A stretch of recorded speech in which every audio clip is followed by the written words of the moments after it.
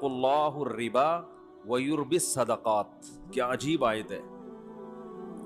دیکھو سود کسے کہتے ہیں؟ جتنا پیسہ ہوگا اس سے مزید پیسہ بنتا ہے نا انسان کے پاس. 1,00,000 اگر آپ کے پاس ہے تو آپ سود پہ قرضہ دے کے 1,02,000 بنا لو گے اس کو. 2,00,000 ہیں تو 2 سے 2,00,000 4,000. ایسے ہی اس کو ضرب دیتے چلے جائیں. تو اس سے کیا لگتا ہے کہ پیسہ پیسے کو کھینچ رہا ہے. ایسا ہی ہے نا. زکوٰۃ کیا ہے؟ بالکل سود کی الٹ ہے. 100 روپے میں 2.5 روپے. ایسا ہی ہے نا. یعنی جو سود کے ریٹ آج کل کیا چل رہے ہیں بینکوں میں 2% یا 2.5% نا. یہی چل رہا ہے نا ریٹ. کیا ہو گیا بھائی؟ 7% ہے. اچھا سود کا ریٹ زیادہ تو سود زیادہ کما رہا ہے انسان. یعنی 1,00,000 پہ 7,000. 1,00,000 پہ 7,000 ریٹ ہے تو 7% آپ 1,00,000 پہ کما رہے ہو. یعنی 100 روپے پہ 7 روپے. زکوٰۃ بھی جتنے زیادہ اماؤنٹ ہوگا زکوٰۃ اتنی زیادہ نکلے گی.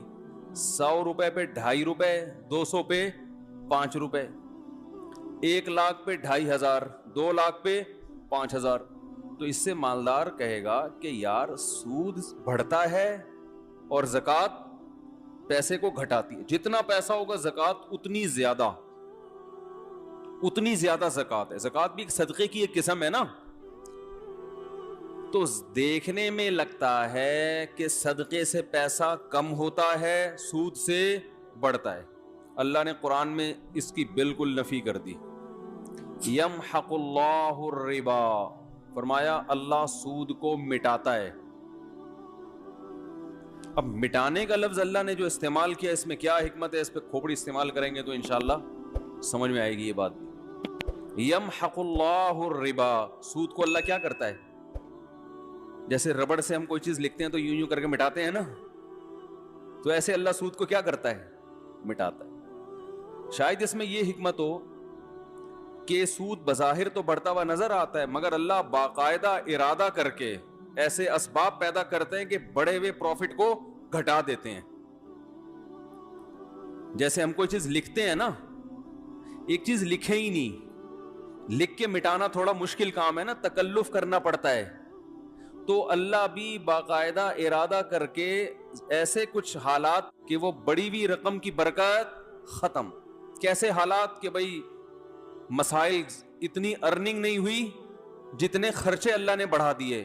خرچے بڑھانے کے لیے ضروری ہے کسی کو بیمار کر دیا ہے بھائی, اسکول ایسے اسکولوں میں داخلہ ہو گیا, فیسیں ڈبل ہو گئی مگر ایجوکیشن نہیں حاصل ہو رہی, کوئی چوری کر کے بھاگ گیا, کچھ بھی. تو گویا اللہ ربڑ لے کے نا مٹاتے رہتے ہیں اس کو کہ تو کماتا رہے, میں یہاں کیا کرتا رہوں گا, اس کو ریموو کرتا رہوں گا, تو کرتا رہے. یعنی یہ نہیں ہے کہ تو کمائے, مٹتی وہ چیز ہے جو پہلے لکھی جاتی ہے. خالی صفوں کو تو نہیں مٹایا جاتا نا بھائی. تو اس میں اللہ بتا رہے ہیں سود کا پروفٹ حاصل ہوگا پھر مٹے گا. ہونے کو نہ دیکھو.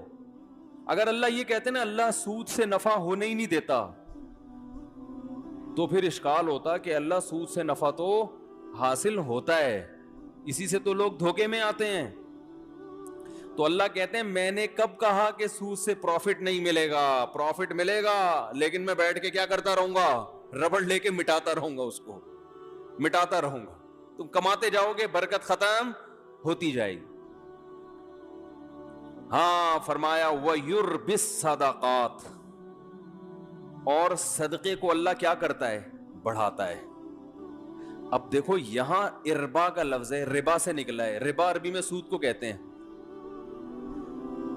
ربا عربی میں کسے کہتے ہیں؟ سود کو. یعنی جو زکوٰۃ ہے نا اس پہ اللہ سودی پروفٹ دیتا ہے. سود میں اصول یہ ہوتا ہے کہ جتنی لیٹ پیمنٹ ہوگی سود اتنا ہی بڑھتا چلا جائے گا.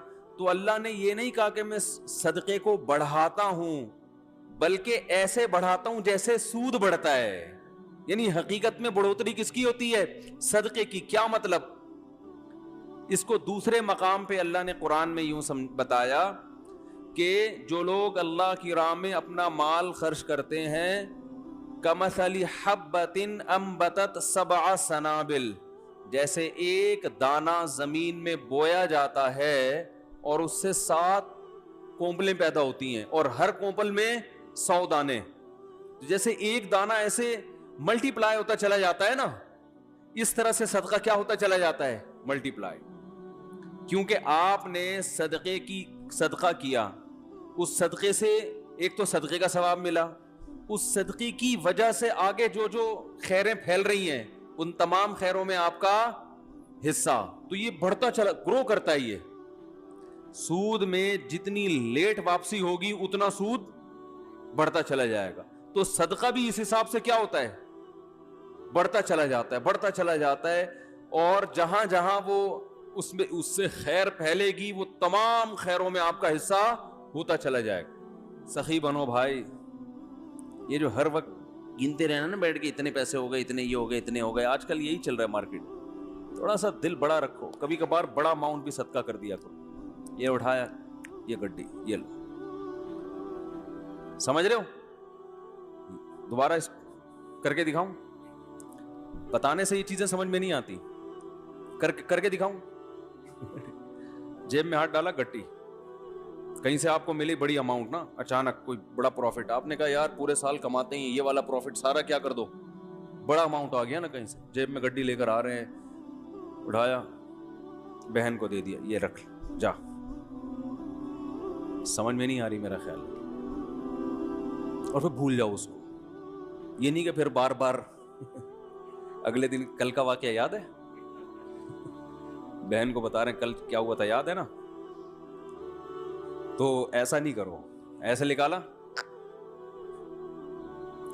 نبی صلی اللہ علیہ وسلم نے امی عائشہ کو کیا فرمایا؟ لا توکی فیوکا علیک، روکو مت، اللہ بھی روک دے گا. ٹھیک ہے نا؟ تو حساب کتاب بھی کرنا چاہیے، گھر کا خرچہ حساب سے چلانا چاہیے. آپ کو پتا ہونا چاہیے آپ کی منتھلی ارننگ کتنی ہے اور گھر کا خرچہ کتنا ہے. میں نے پتہ ہے کیا ہے، میں نے پورا ایکسل پہ اپنے گھر کا سارا سیٹ اپ بنایا ہوا ہے. ارننگ ایک خانے میں لکھ رہا ہوتا ہوں، جو ایکسپینس ہیں وہ جتنے بھی ہیں وہ سارے، 1 گھر 2 گھر 3 گھر اور اپنا ذاتی ایک خالی ہے ابھی. سمجھ رہے ہو؟ ایک کیا ہے؟ خالی ہے. پتہ نہیں کوئی لفٹ ہی نہیں کرا رہا. خیر، تو پورا میں حساب رکھتا ہوں. یہ میری ارننگ ہے، ٹھیک ہے نا، یہ میرے پہلے گھر کا خرچہ، ہر چیز اس میں ڈل رہی ہے. اس کا طریقہ آپ کو بتا دیتا ہوں. یہ چونکہ ہمارے مذہب اور دین کا حصہ ہے یہ چیزیں، اس لیے یہ بتانا ضروری ہے تاکہ آپ کو پتا چلے کہ آپ کے بنیادی خرچے ہیں کتنے، پھر آپ اس حساب سے صدقہ بھی کر سکتے ہو. کیونکہ حدیث میں یہ بھی آتا ہے کہ اتنا نہ کرو کہ کل دوسرے سے مانگنا پڑ جائے. آج گڈی نکال کے دے دی، ٹھیک ہے نا، اگلے دن گھر میں آٹے کے پیسے نہیں ہیں، پھر وہ گڈی اس سے مانگ رہے ہیں یار اس میں سے آدھی مجھے دے دو بھائی. صحیح ہے. لکھنے کا فائدہ کیا ہوتا ہے خوب سمجھیں. حکیم الامہ مولانا اشرف علی تھانوی رحمہ اللہ نے تو یہاں تک لکھا ہے، خواتین کو ترغیب دی ہے کہ جب بھی گھر میں کھانا بناؤ لکھو اتنے افراد کے لیے اتنے چاول. آج 4 مگے ڈالے ہیں، 10 آدمیوں نے کھایا ہے یا 5 آدمیوں نے کھایا ہے، اس کا مطلب 2 آدمیوں کے لیے کتنے ہیں؟ 2 مگے، تاکہ کھانا ضائع نہ ہو اور شوہر کی پتلون ڈھیلی نہ ہو. ورنہ وہ کھلا وہ تو بن رہا ہے، پھر شام کو پھک رہا ہے، اور وہ میاں صاحب بیچارے کما کے، ہر خواتین انہی کو تو کہتے ہیں جو ونس اپون اے ٹائم ہوا کرتی تھی کہ وہ پورا گھر کیسے لے کے چلتی ہیں. اصل میں ہوتا یہ ہے کہ جب لوگ سخاوت پہ بیان سنتے ہیں تو کہتے ہیں حساب و کتاب نہیں کرنا چاہیے، بس کھلاؤ پلاؤ جو آ رہا ہے یہ بس، یہ سخاوت نہیں ہے. اور کچھ ایسے کنجوس ہوتے ہیں کہ وہ سارا دن کیلکولیشن میں ہی لگے رہتے ہیں بھائی. تو حالانکہ بنتے 4 روپے تھے، ٹھیک ہے نا. تو وہ میں اس میں ایک اصولی بات بتاتا ہوں کیسے چلنا چاہیے. اب بات تو چل پڑی ہے، یہ بھی سورہ قلم ہی کا حصہ ہے نا، اللہ نے سخاوت کو بیان کیا. تو حکیم الامہ نے کیا لکھا ہے؟ خواتین کو چاہیے گھر میں ایک ایک چیز کا حساب لکھیں، جو کھانا پکاتی ہیں وہ تو یہی حساب لکھیں گی نا بھائی، جیسے بریانی بنانی ہے بھائی اتنے چاول میں اتنے کلو گوشت ڈلتا ہے، اس دن اتنا ڈالا تھا تو چاول کیا بنے تھے مزیدار، اب ایسا نہ اس سے زیادہ ڈال دیں یا اس سے کم. تو ہر چیز میں لکھنے کا حساب، ہر وقت اپنے پاس ایک ڈائری. اب تو موبائلوں میں بھی لوگ لکھنا شروع کر دیتے ہیں. دیکھو میرے موبائل میں نے ایک ڈائری بنائی ہوئی ہے، ابھی آپ کو دکھاتا ہوں کیا لکھا ہوا ہے اس میں نے.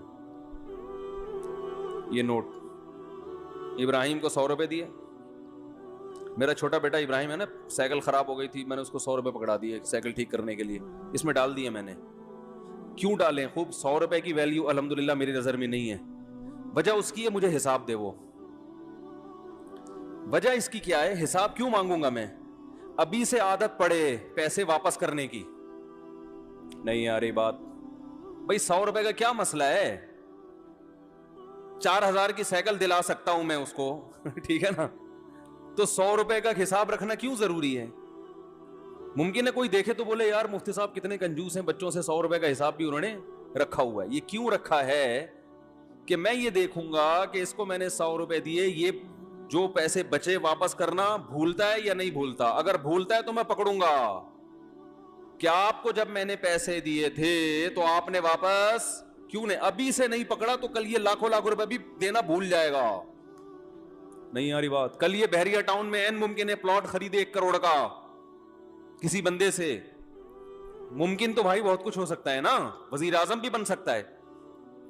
اور پھر جب وزیر اعظم بنا اور لوگوں نے کہا آپ نے تو کہا تھا غربت کا خاتمہ کریں گے، کہیں گے او سوری میں کیا ہوا بھول گیا تھا غربت کا خاتمہ کرنا. آپ نے کہا تھا کراچی میں گندگی کا ڈھیر ہٹوائیں گے آپ، اس لیے آپ کراچی والوں نے آپ کو ووٹ دیا. ارے یار میرے ذہن سے نکل گیا. ٹھیک ہے نہیں یاری بات. تو اس کا تعلق صرف بچے کی کس سے ہے؟ تربیت سے. ہمارے ذمے تربیت کی کوشش ہے، نہ بنے تو اللہ کی مرضی. سمجھ رہے ہو؟ تو بچوں کو نا پیسے دے کے بگاڑنا نہیں چاہیے، ان میں عادت خراب ہوتی ہے. پیسے دینے تو جے گو ماتا جے گوپال. آپ دیکھ رہے ہیں گوکل دھام گو سیوا مہاتیر جھجھر ہریانہ میں. یہ ہم تو وہ دیں، جیب خرچی ان کی باندھیں تاکہ وہ اپنی مرضی سے کھائیں. تو وہ جیب خرچی کا سیٹ اپ الگ ہے، وہ ہم ہر جمعے کو بچوں میں جیب خرچی بانٹتے ہیں. لیکن معاملات میں ان کو 2 نمبری کی اجازت نہیں. میں نے لکھا ہوا ابراہیم کو 100 روپے دیے. اب میں یہ نوٹ کروں گا کہ یہ 100 روپے کا مجھے حساب دیتا ہے یا بھول جاتا ہے. ابھی لکھنے کی کیا ضرورت ہے؟ دماغ میں کیوں نہیں رکھا بھائی؟ دماغ کو مفید کاموں کے لیے رکھو. 100 50 روپے کے لیے دماغ کو فالتو میں مت کھپاؤ بھائی. یہ چیز اگر یہاں نہ ہوتی، دماغ میں ہوتی، تو دماغ اور کسی کام کا ہوتا. یہ بیان کرتا میں یہاں بیٹھ کے ہر وقت دماغ میں یہی یاد رکھنا ہے، اس کو 100 روپے دیے، اس کو 50 روپے دیے، اس کو 1 لاکھ روپے دیے، اس کو یہ دماغ میں. دماغ سے چیز اٹھا کے کہاں لے کے جاؤ؟ ڈائری میں. حضرت حکیم الامہ مولانا اشرف علی تھانوی رحمہ اللہ تعالی، یہ مجدد تھے اپنے دور کے، ایسے خاندانی آدمی تھے. یہ ذکر کرتے ہوئے جا رہے تھے. ان کا معمول تھا فجر کے بعد ذکر کرنے کا، تو چہل قدمی بھی کرتے تھے تاکہ واکنگ ہو جائے فجر کے بعد، اور ذکر بھی. تو ایک دم رکے، جیب سے ڈائری نکالی، قلم سے، قلم ان کے یہاں رہتا تھا ہر وقت کان پہ، فوراً کچھ لکھا اور ڈائری جیب میں. کسی نے پوچھا حضرت آپ ذکر کر رہے تھے، یہ ابھی بعد میں لکھ لیتے یہ؟ انہوں نے کہا نہیں، میرا دماغ اللہ کی طرف ہے. ذہن میں ایک خیال آیا، اگر میں ڈائری پہ نقل نہ کرتا نا تو وہ خیال مجھے محفوظ رکھنے کے لیے بار بار دماغ کہاں جاتا؟ اسی خیال کی طرف. تو وہ مجھے ذکر سے بھی غافل کرتا. وہ چیز دماغ سے کہاں آ گئی؟ ڈائری میں. اب جیب میں. اب دوبارہ ذکر توجہ کے ساتھ. اب یہ ڈائری کی ٹینشن ہو گئی ہے. اب یہ اپنی ٹینشن کیا ہو گیا بھائی؟ ایسی خاندانی چیزیں ہیں یار. یہ تو زندگی میں کامیابی کے اصول ہیں اللہ کے بندو. ہمارے پاس کسی کے پاس بھی کوئی ڈائری نہیں ہوتی. لاکھوں کروڑوں کے بزنس دماغ میں چل رہے ہوتے ہیں. وسیم کباڑیے سے 1 لاکھ روپے لینا ہے، سلیم گولے گنڈے والے کو 20 لاکھ روپے دینے ہیں. ٹھیک ہے نا؟ سب دماغ کچومبڑ بنا ہوا ہے، دماغ کا کچرا کنڈی بنا ہوا ہے. دماغ کچرا کنڈی بنا ہوا ہے کہ نہیں بنا ہوا؟ اتنی فکریں ہیں. وہ کیا کیا کھوپڑا ہے یہ کیا ہے؟ اس کو یہ کرنا ہے، اسے یہ کرو، پھر بھول گیا، پھر بھول گیا، جو بات ہو بھول گیا. ہر چیز بھول رہا ہے. تو مجھے کہتے ہیں بیان کے دوران بھول جاتے ہیں کیا ٹاپک چل رہا تھا. تو آپ جو چیزیں بھول رہے ہیں نا وہ زیادہ خطرناک ہے. آگے کیا لکھا ہوا ہے؟ پھل، وہ اس کی قیمت لکھی بھی ہے. اب یہ نہیں کہ پوری ڈیٹیل کے ساتھ ایک ایک چیز، ایسا نہیں، اشارے. یہ اشارے اس لیے کہ رات کو 24 گھنٹے میں ایک ٹائم جو ہے نا، یہ سب چیزیں ایکسل میں چلی جائیں گی. کہاں چلی جائیں گی؟ سب جو یاداشتیں ہیں، جب سے 100 روپے تو نہیں جائیں گے، یہ تو ایک یاداشت ہے نا کہ اس نے حساب دیا کہ یہ ادھر ہی رہے گا. باقی جتنے خرچے آج ہوئے وہ سارے کہاں چلے جائیں گے؟ وہ آفس کا جو سافٹ ویئر آتا ہے نا خرچوں کا، 1 گھر 2 3 4 جو بھی ہیں، اللہ توفیق دے، تو وہ سب اس میں ڈال دیے. اس سے کیا ہوتا ہے بھائی؟ بدگمانی سے انسان بچتا ہے. علماء کہتے ہیں کہ